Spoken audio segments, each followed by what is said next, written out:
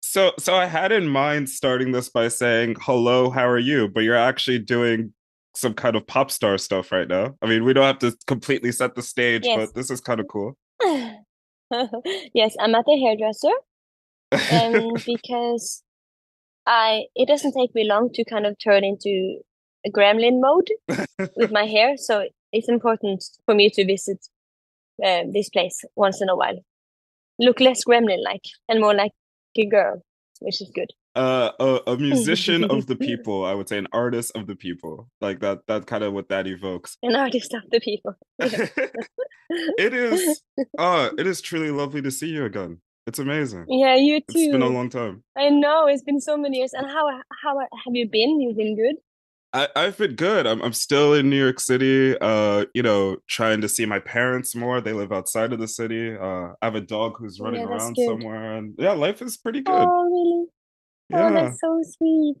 Man, that's good to hear. Yeah, I imagine at some point she's gonna trot along to get my attention and therefore attempt to get your attention as well. So that'll happen eventually, I'm sure. But Yes, I am fine with this. you're fine with this? I had a feeling. I had a feeling. It's good to know I was Yes, right in yes, that yeah. assumption. Um, I don't know if I've ever shared this with you before with our past conversations, but every time we've had a conversation, I've left the conversation feeling as though like, wow, I still have a lot to learn about life. And I feel like you always have a way of expressing your feelings Oh, and your thoughts on the world that make me think it helps me to be more present where that's something I generally struggle with. So that's something I value a lot when I get to talk to you. oh, oh, that's so sweet. Thank you. Yeah, of course, of course. And I can't remember who I heard say it, but there's something that goes like there's a saying that goes about like how all art is reflective of the lives we live or the lives that we daydream about living, even subconsciously, and that the Mm, further exploration of art innately makes it more reflective of a lived experience. So when you hear something like that and consider how you've been growing as an artist, do you feel like words like that resonate with you and this latest body of work you put out? yes, well, it's beautiful to hear. Um, and also I think to me, my art doesn't necessarily reflect myself always, but to me, the art is always reflecting the world because I feel like the world really needs a voice that speaks to the soul Mm, and that seems like a voice that you can trust. You know, that just like our leaders, the political voices of the world, it speaks to people in a way that makes us distrust them because they're fueling our fear against each other. It's like they need us all to fear a group or hate a group to follow them. Oh, so and it's all this like weird by taste with a lot of the things people say today that comes along with like as long as we all fear the same thing, we might stand a bit stronger together and then we'll feel like a family, you know, and we protect our own.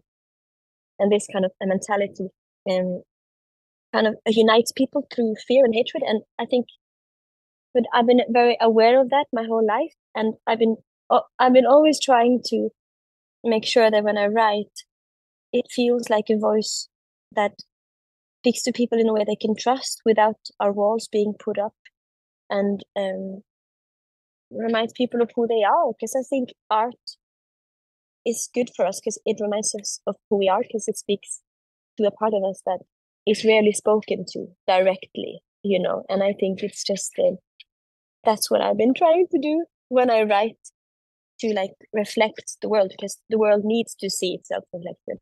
I vehemently believe agree with that and so much what you said. And I feel like you've done that throughout the majority of your career. I think what's fascinating with where you are now, with the music you've put out that I heard, is that I could tell that you were or you are now at a place of like, let me share when things aren't okay, or let me share when things aren't perfect. And like I think of it about like how the pandemic started at such a pivotal time in your life and interesting that of many people who listen to your music as well. Like I find that fascinating as an artist, you are able to relate in such a potent way with navigating your 20s and having the world abruptly stop. Like it's one thing to have millions of people deal with that, but then an artist singing about it, it's a big deal. Yeah, it feels like it's easy or like it's interesting to kind of try to tune in on the world, having your own griefs and your own darkness, and trying to understand the different types of darkness or like shadows that exists out there. And you see some of them are going through things, so you have touched the very darkness up close that they have. And the darkness is important because it shows us who we are. The things that happens to us are the whole point as human beings, because they're gonna happen no matter what. But it's about how we now deal with this and what we do from now on. That is kind of the whole meaning about being a human and about existing. And I experienced a very new type of darkness in me when I wrote this album. And I could so many people that I loved in there in the dark room that I didn't even know had been there for like years before I arrived. And it's weird because when you touch onto that kind of thing, I saw so many people that I didn't even know were, had been there alone. And then I learned that even though it felt like such a hopeless time, it still gave me so much tools to become like a better friend and a better sister and a better daughter, because now we shared something that made us all understand each other more. And when you use the experiences that happens to you in that way to try to like not fuel fear or hatred or anger, but to use it for like we all go through the same things to a certain degree in life as human beings, some more than others. It's an it's kind of an honor to be able to understand people more around you because you become a better human for them. But it's hard to see it like that, obviously, when life just sucks and everything is shit. But it can be a really nice thing, and it really helped me write this album because we needed more darkness to like speak about things properly. So it was good. Yeah, I mean, I'm gonna run the risk of, like, because nowadays people talk about how you could utilize therapy speech within the context of a conversation, but I don't mind sharing in regards to some things I've been through. Like, I remember, like, I found myself in therapy again a couple years ago after having a bit of a break, and I always find that as an interesting exercise because it allows you to, like, I don't know, excavate yourself and, explore things about yourself you might have been ignoring. And I have always struggled with the reminder that everybody is going through things because I could be so locked and focused within what I'm dealing with, what's going on in my life. And that sounds so much of what you're relating to there about the thing about the darkness and finding the people there and being aware of your darkness. It's a fascinating thing where in a way to accept and take in the light and the beauty of the world, the darkness has to be acknowledged. But so much within our lives and our society tells us to ignore it, which is just not helpful to living a life, really. Yes, I, I think this is so true. And I think that's, just what you said, really. It's the whole thing that really sparked my fire with this album and this question, what happened to the heart? Because I kind of meant my own, I meant the hearts of the people around me, I meant the heart of the world, because obviously we're not valuing emotion and care and kindness in the way we rule things, because we like power and we like force and we like violence.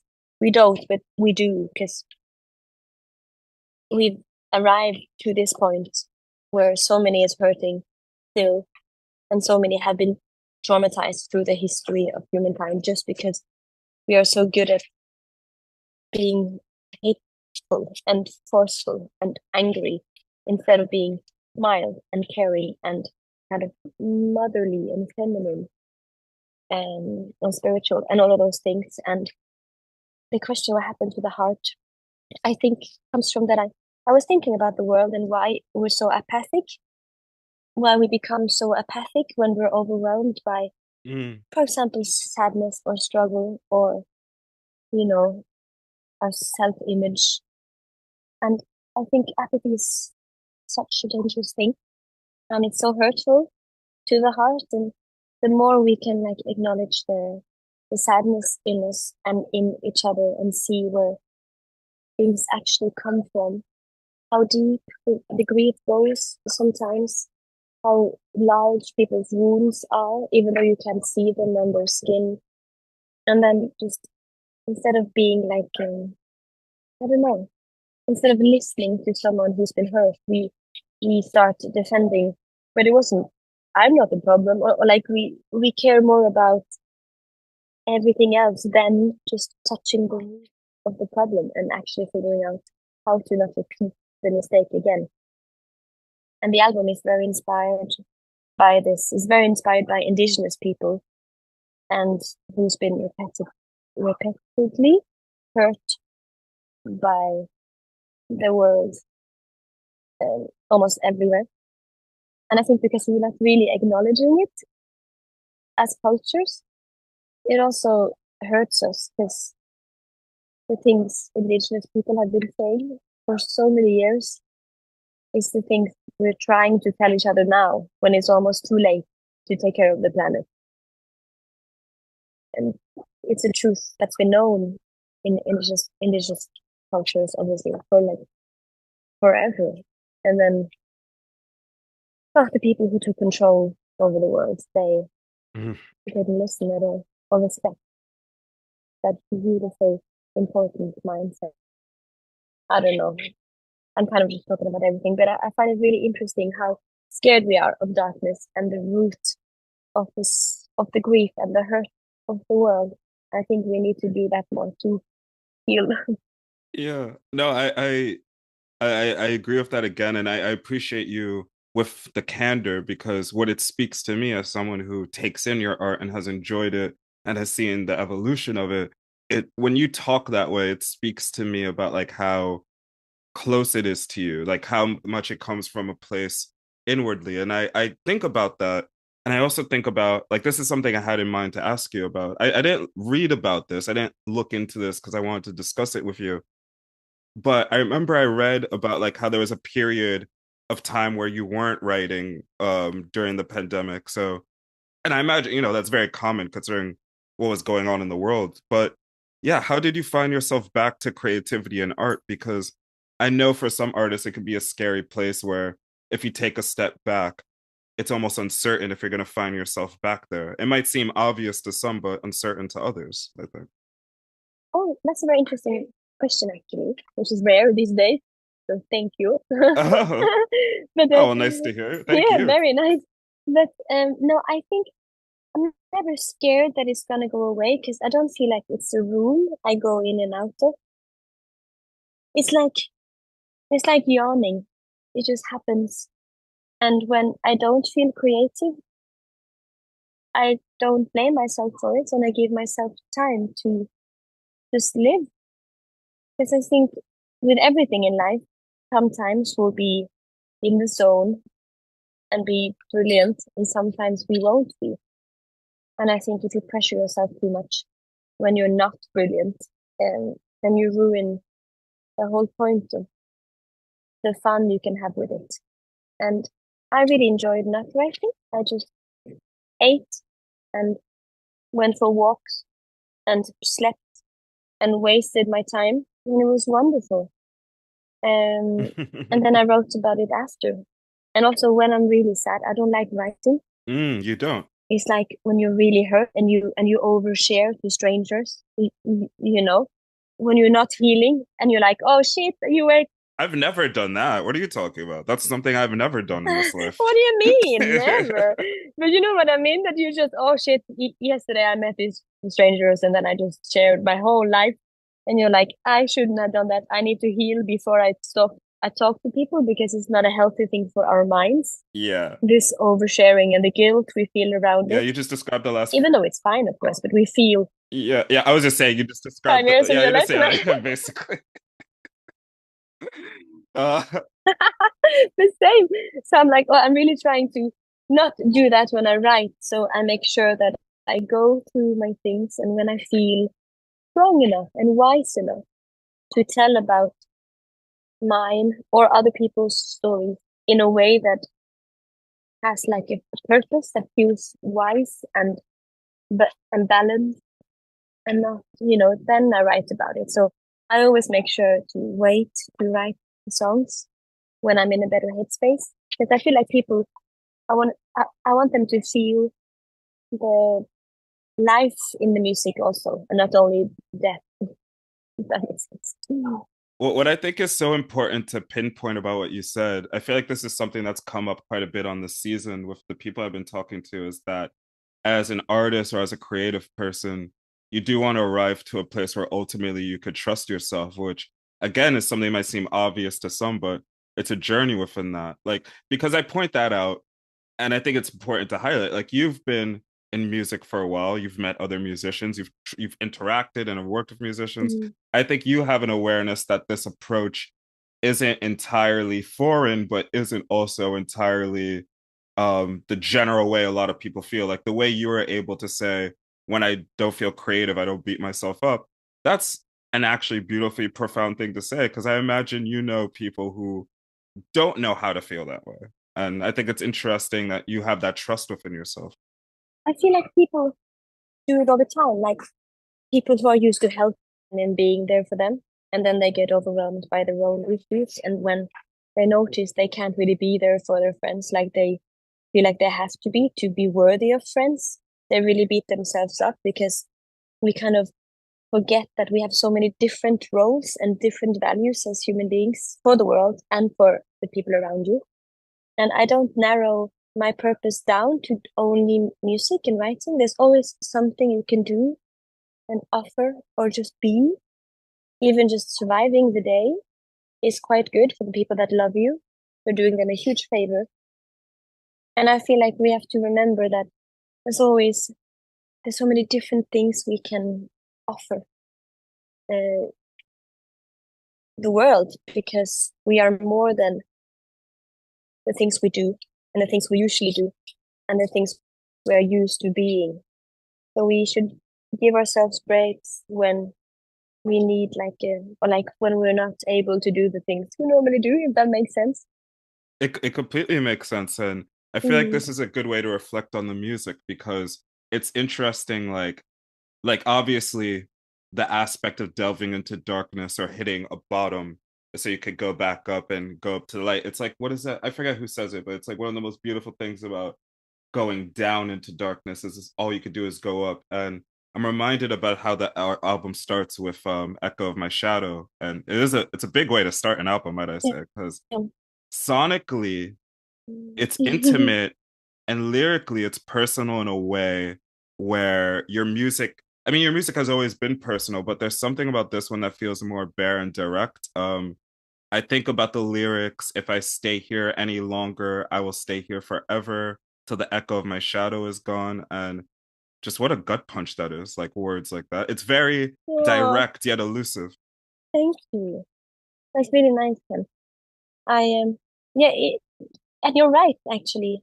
It is quite personal, or like it's very because but it feels so nice to say it. It felt so nice to write it, and when I wrote it, I knew that it was gonna be the first song of the album, and it was the first song I wrote for the album as well.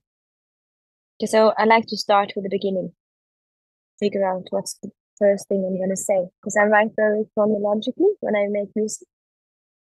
But it's very yeah. Because when you're in there, and I don't even know if I like talking about it as darkness and light, because the darkness is also beautiful and offers you a chance to make your own light in your own pace. While light is just blinding and can be super misguiding as well. So I don't know what to call the good thing and the bad thing.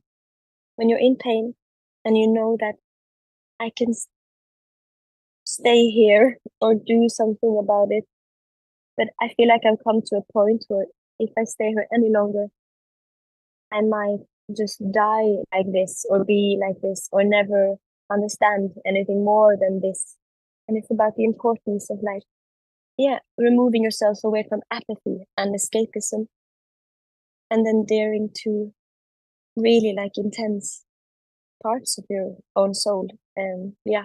I feel like what a song like that does and art in general is like it holds space for that. Like what you said there at the end, like allowing yourself to touch your feelings and yourself in within regards to your inner self.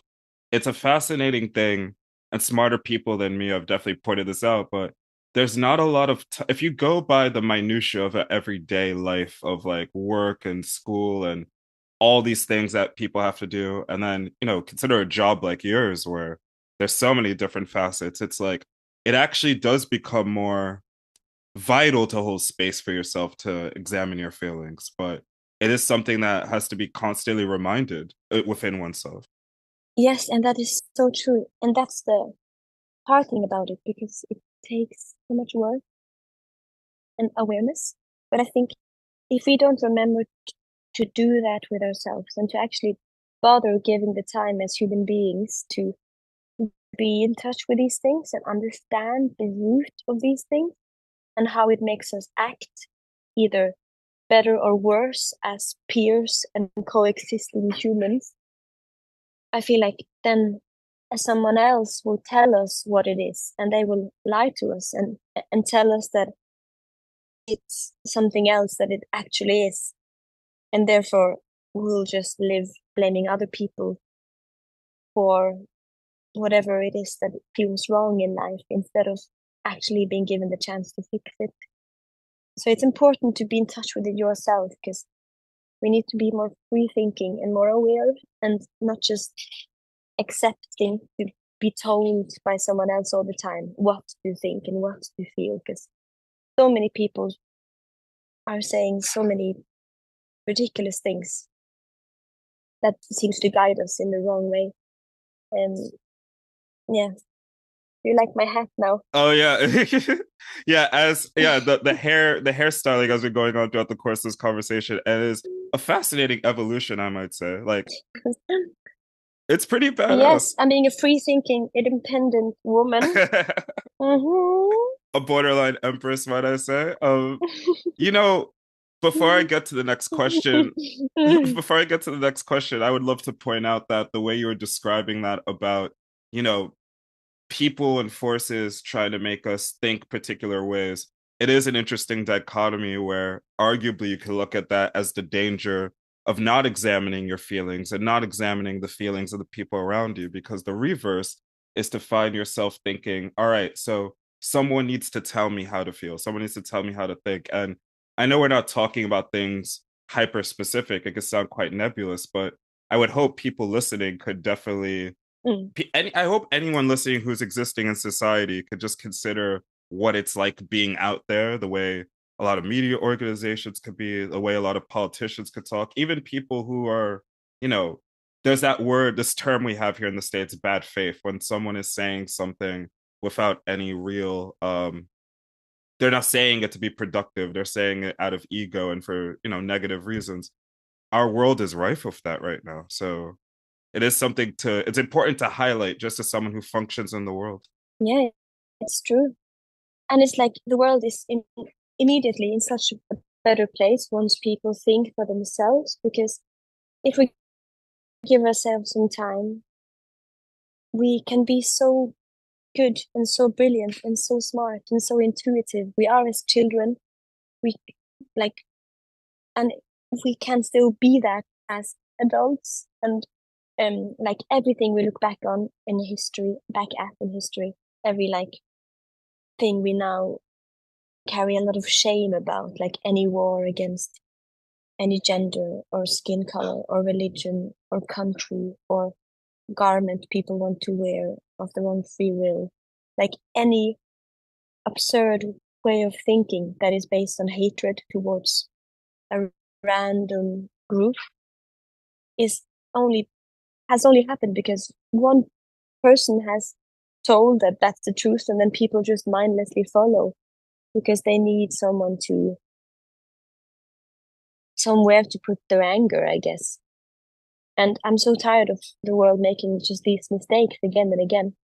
Like you see now also, like it's imagine how much could be solved if we are capable of so much more. I've seen it, like the way we treat our families, our children. We can be so good. So we have it in us. So why does it stop outside the fence of our gardens? Doesn't make any sense. It honestly doesn't. And, something I appreciate about you, Mm, I appreciate artists in general when they do this, but you've done this with this album, is that there's still this understanding of if you're going to create a space for people to think, you should also be able, I mean, I think so anyway, you should also be able to create a space in which people can let their feelings out. Dancing is a big part of that, letting mm, a sense of euphoria, mm. overcoming someone, and people expressing themselves outwardly. I feel like you've always done that. My favorite song off the album is To Be All Right. And you say it in the first verse. Oh, Oh, yeah. I imagine that's becoming quite a popular one amongst like people, right? no, that's so sweet. Yeah, I think so. I'm not really paying attention, but that's so cute. I love that song too. Oh, okay. Well, it does feel like a game changer, and like you say it in the first verse of like basically so much of like what we're talking about, like what's life worth living without dancing? And I feel like this is one of those tracks that could have been a dour one, but through the evolution of you making it, you found yourself wanting to make it more lively. And do you remember like the feelings and the thoughts you had through the evolution of the song? Like, did it start out as something different versus what we ended up hearing? No, it kind of flowed like a river, I must say. It was a very beautiful process to write it. I carried the line, what is life worth living if you don't dance to anything, for quite a long time because I wanted to write about the carelessness and the lightheartedness because activism and caring and being in touch can sound so serious, but it's also I wanted to write about it in a kind of light environment to feel because the more we are in touch with all the feelings, that we I talked about just now, the sadness and blah blah blah. Like the more you also get in touch with the happiness and your flow and your dancing, and that's why it's so good to do the work, to be in touch and to be real and to enjoy all the things that even the food people eat now isn't really real anymore because it grows out of dead earth and dead land. And I think it's just we are starving a bit. No, I do. It's outside of this, I also like work in advertising. And something that's weird about the advertising world that I have found perpetually is that it has transformed into this industry where it's like, how do we sell people realness or how do we sell people escapism? And on some level, it's always been that, but the level at which it is now, it is very odd. It is. It like, because obviously it's like trying to facilitate a need, but yeah, it just feels really weird. I need to also tell you about how I deeply love the conflict of the mind. And I mean, I feel like this song harkens into what I was saying about Echo, where, they say that one of the greatest things about vulnerability is that you can find strength in expressing it and in being honest about it. And I'm curious with the degree of vulnerability we hear in this song, was that a strength you found, or did you find something else in writing it? I found a lot of strength in in the vulnerability, and I found a lot of connection in the sorrow, and I found a lot of, or I figured out a lot of the true names of my emotions. I had been wearing masks my whole life, pretending to be something else.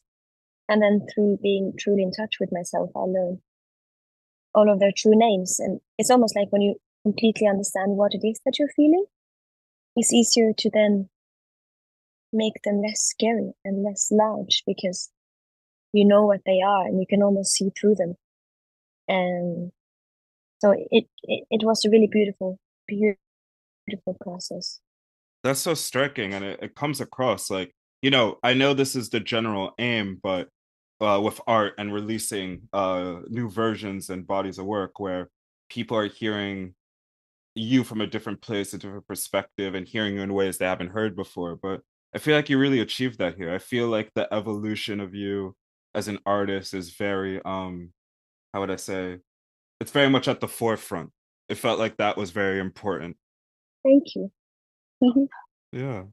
Yeah, the last thing I wanted to ask you about was how it's a very simple thing, but I genuinely want to know how has it been for you to get back to performing? Because it's always been a major part of your life, and there was that massive life pause that we all had, and now it's back in your life in full force. Do you feel like you recognize now do you feel like there's things about performing you recognize within yourself that you didn't before after having some time away from it?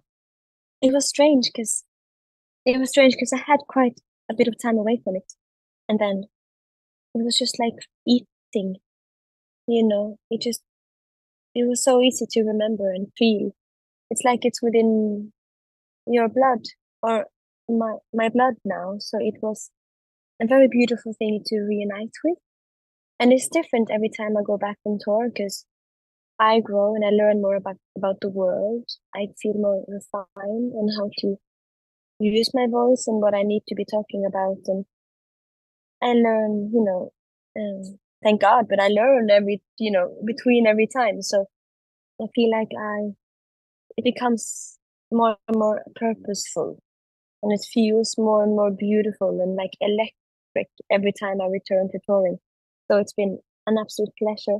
The world is so beautiful when you get to see crowds every night of beautiful faces, just being human, not thinking.